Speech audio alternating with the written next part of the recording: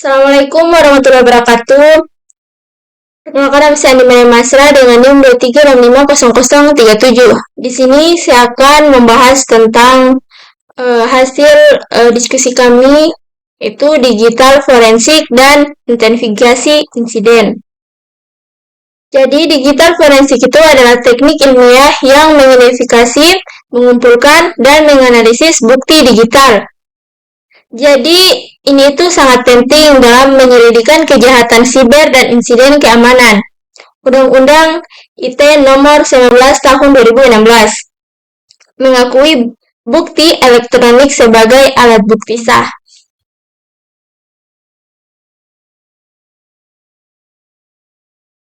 Kita masuk di poin-poin pentingnya digital forensik. Di sini ada 3, yaitu melawan kejahatan digital. Jadi melawan kejahatan digital itu adalah meningkatkan kejahatan digital menuntut keahlian khusus. Yang kedua, bukti kuat di pengadilan, yaitu membantu mengungkap bukti digital untuk memperkuat kasus hukum. Yang ketiga, menangkap pelaku, yaitu berperan vital dalam melacak dan menangkap pelaku kejahatan digital. Kita masuk di prosedur forensik digital. Identifikasi. Di sini ada 3, yaitu pertama, sumber data. Penentuan sumber data digital yang relevan sangat penting. Dan yang kedua, perangkat terkait, yang dimana identifikasi perangkat elektronik terkait seperti komputer dan ponsel. Dan ketiga, cakupan investigasi penetapan, cakupan investigasi dan tujuan forensik yang jelas.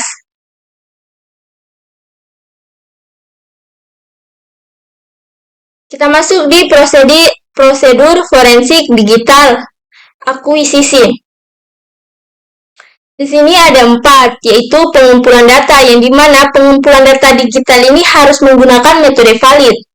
Dan yang kedua, salinan forensik, yaitu membuat image atau salinan forensik dan media penyimpanan.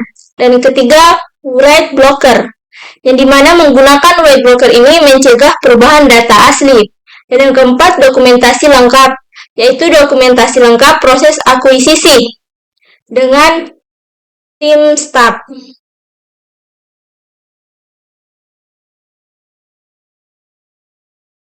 Kita masuk di prosedur forensik digital analisis. Di sini ada 4, yaitu rekonstruksi data, yang dimana rekonstruksi data ini penting untuk menyusun kronologi kejadian. Yang kedua, pemulihan data, yaitu pemulihan data yang dihapus atau tersembunyi dapat mengungkap banyak hal. Dan yang ketiga, analisis metadata, yaitu analisis metadata untuk membuktikan identitas data digital. Yang keempat, teknik carving, yang dimana teknik carving ini untuk membantu menemukan fragmen file penting. Kita masuk di prosedur forensik digital atau pelaporan. Di sini ada 4, yaitu dokumentasi temuan, yang dimana dokumentasi temuan ini forensik harus terstruktur dan jelas. Dan yang kedua, laporan teknis, yang dimana menyusun laporan teknis dengan bukti pendukung. Dan yang ketiga, persiapan bukti. Untuk persiapan bukti ini untuk presentasi pengadilan. Dan yang keempat, penyajian temuan, yaitu penyajian temuan dalam format mudah dan dipahami. Di sini kita masuk di bukti digital dan kind of custody. Yang pertama, divisi bukti. Jadi divisi bukti ini untuk data tersimpan atau ditransmisikan secara elektronik. Dan yang kedua, persyaratan hukum, yang dimana sesuai Undang-Undang ITE untuk keabsahan di peradilan. Dan yang ketiga, dampak kasus, yaitu bukti digital signifikan dalam menyelesaikan kasus. Kita masuk di menjaga kind of custody. Di sini ada 4, yaitu Yang pertama, pencatatan perpindahan, yang dimana catat setiap perpindahan bukti digital. Yang kedua, pencegahan manipulasi. Jadi, pencegahan manipulasi ini untuk cegah dan kontaminasi bukti digital. Dan yang ketiga, dokumentasi penanganan, yang dimana dokumentasikan ini siapa, kapan, di mana, dan mengapa bukti ini ditangani. Dan yang keempat, penyimpanan aman. Jadi, penyimpanan aman ini maksudnya simpan bukti dalam digital, aman, dan terlindungi. Kita masuk di forensik perangkat atau disk. Di sini ada 4 penjelasan, yaitu sistem file, slash speech, pemulihan data, dan timeline aktivitas. Jadi, yang pertama itu sistem file, yang dimana analisis sistem file dan partisi penyimpanan penting. Dan yang kedua, slash speech, pemeriksaan slash speech ini dan analog third speech. Yang ketiga, pemulihan data. Jadi pemulihan data ini yang terhapus dari hard drive. Yang keempat, timeline aktivitas. Jadi timeline aktivitas ini untuk analisis timeline aktivitas sistem penyimpanan.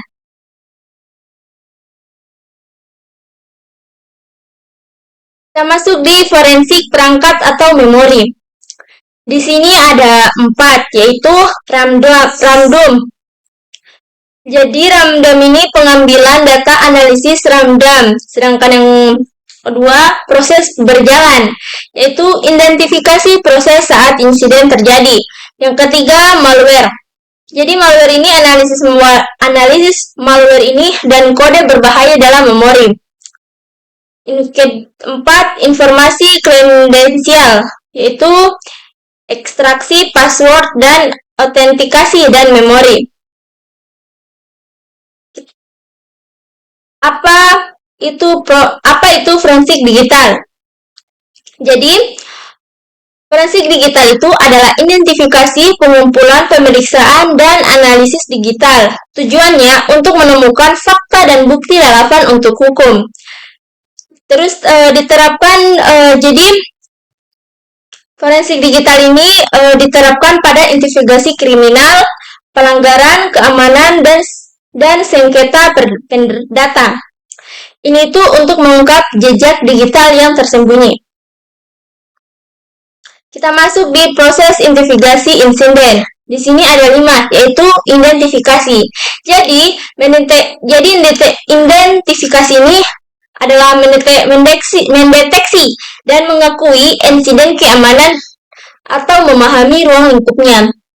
Dan yang kedua, penahanan, yang dimana mengisolasi sistem yang terpenuhi mencegah penyebaran insiden.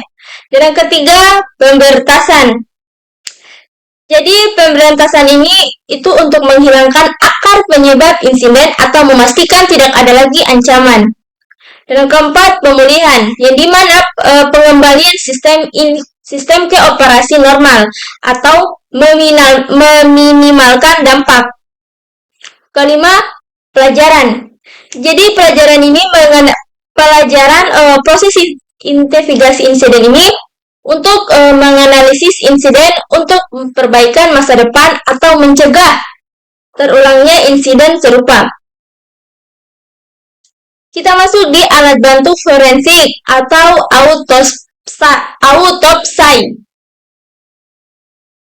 Jadi di sini ada 3 penjelasan, yaitu platform, open source, dan fitur utama dan keunggulan. Kita masuk di platform open source. Jadi autopsi adalah platform forensik digital open source yang populer atau autopsi fleksibel.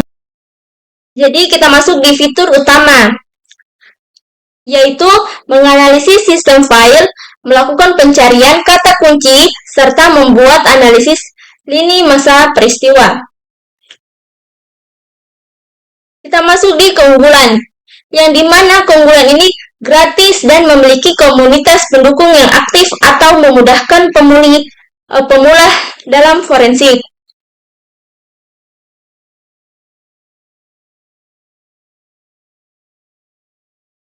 Kita masuk di alat bantu forensik atau FTK, atau bisa dibilang Forensic Toolkit. Jadi di sini ada 3 penjelasan, yaitu software komersial, yang dimana FTK ini adalah perangkat lunak komersial untuk investigasi forensik, atau FTK ini sangat komprehensif. Dan yang kedua, fitur canggih. Jadi fitur canggih ini seperti deskripsi, analisis registry, dan deteksi malware, yang dimana memberikan kemampuan analisis mendalam. Dan ketiga, kuat dan lengkap. Jadi, FTK ini sangat powerful dengan fitur lengkap, atau dukungan teknisnya baik walaupun harganya mahal. Kita masuk di alat bantu forensik and case.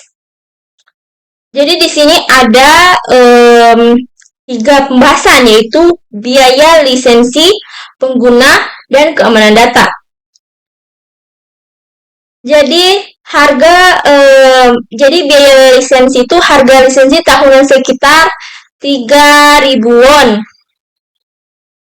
Sedangkan pengguna itu digunakan oleh banyak profesional. Sedangkan yang keamanan data itu menjamin integritas bukti digital. Jadi, Ncase itu adalah solusi forensik enterprise atau digunakan penegak hukum dan korporasi besar. Jadi fitur live acquisition ini dan Ediclosure ini sangat kuat. Ncase ini unggul dalam skalabilitas dan keamanan data, atau kemampuan kolaborasi tim juga sangat baik. Kita masuk di perbandingan alat bantu forensik. Di sini itu ada gambarnya, bisa terlihat ada user interface dan case management, reporting, dan yang lainnya. Kita masuk di perbandingan alat bantu.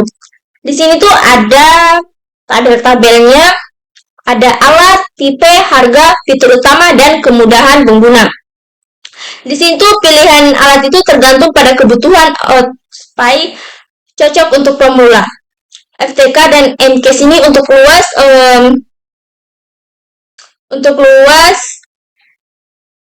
dan untuk kasus kompleks dan skala besar. Jadi kita masuk di penjelasannya alat. Alat ini ada OPSI, FTK, dan Ncase, yang dimana tipe, harga, fitur utama, dan kemudahan pengguna. Tipe itu ada open source, sedangkan FTK itu komersial, dan Ncase itu komersial juga. Dan harganya itu gratis, sedangkan FTK itu mungkin 2.500 per tahun, 2.500 per tahun. Sedangkan Ncase itu 3 juta per tahun, 300 per tahun. Sedangkan kita masuk di fitur utama, yaitu analisis file system, sedangkan FTK dia memakai deskripsi atau registrasi, sedangkan Ncase itu live acquisition. Kita masuk di kemudahan pengguna. Sedangkan OPSI itu ini tinggi, sedangkan FTK ini sedang, Ncase ini rendah, ke sedang.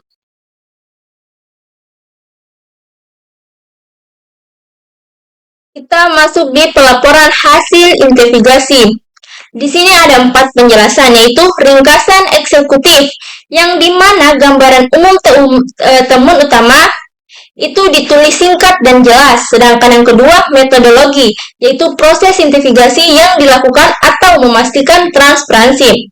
Dan yang ketiga, temuan kunci, yang dimana bukti ini ada analisis yang ditemukan atau disertai detail relevan. Dan yang keempat, bukti pendukung. Jadi bukti pendukung ini yang dimana dokumen atau data yang mendukung temuan atau validasi laporan. Jadi laporan forensik ini harus jelas dan tidak ambigu. Bahasa yang digunakan harus profesional. Jadi, ini itu pembahasan penting untuk presentasi di pengadilan.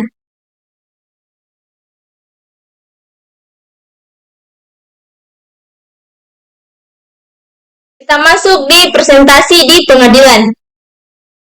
Di sini ada 3 penjelasan, yaitu objektivitas, persiapan matang, dan kredibilitas. Yang dimana pertama, objektivitas itu sampaikan fakta tanpa bias atau tatap pada data yang ditemukan. Sedangkan yang kedua, persiapan matang, yang dimana pahami hukum dan antisipasi pertanyaan atau latihan presentasi. Dan yang ketiga, kredibilitas. Di sini itu kredibilitas itu seperti jawab jujur dan profesional, atau pastikan keahlian diakui. Jadi ketiga penjelasan yang di atas ini, presentasi ini di pengadilan menurut persiapan dan etika. Jadi kita ini ahli harus mampu menjelaskan temuan secara lugas. Contohnya pertanyaan, bagaimana Anda memperoleh bukti ini? Apakah Anda kemungkinan manipulasi?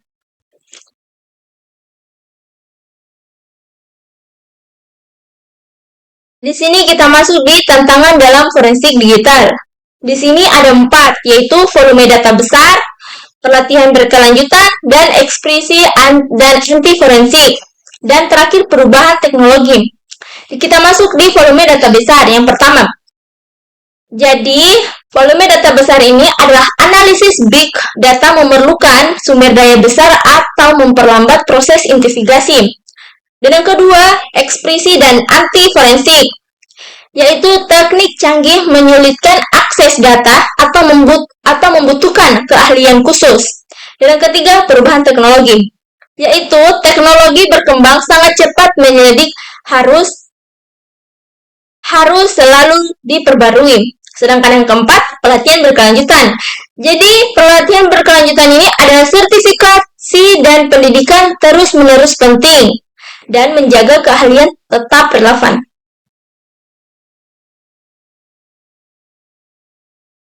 Kita masuk di contoh aplikasi terkemuka.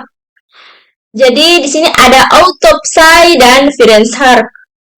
Jadi platform sumber terbuka untuk analisis forensik komprehensif untuk menganalisis hard drive, smartphone, dan data cloud. Jadi Autopsy mengungkap penipuan perubahan besar di Indonesia.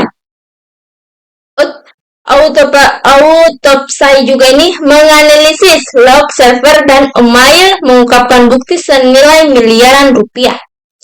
Sedangkan Wireshark ini menganalisis protokol jaringan sumber terbuka dan menganalisis lalu lintas jaringan secara real time.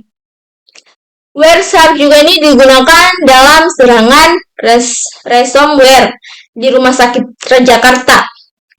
Dan Wireshark juga ini mengidentifikasi server Comet dan kontrol C dan C, membantu menghentikan penyebaran ransomware.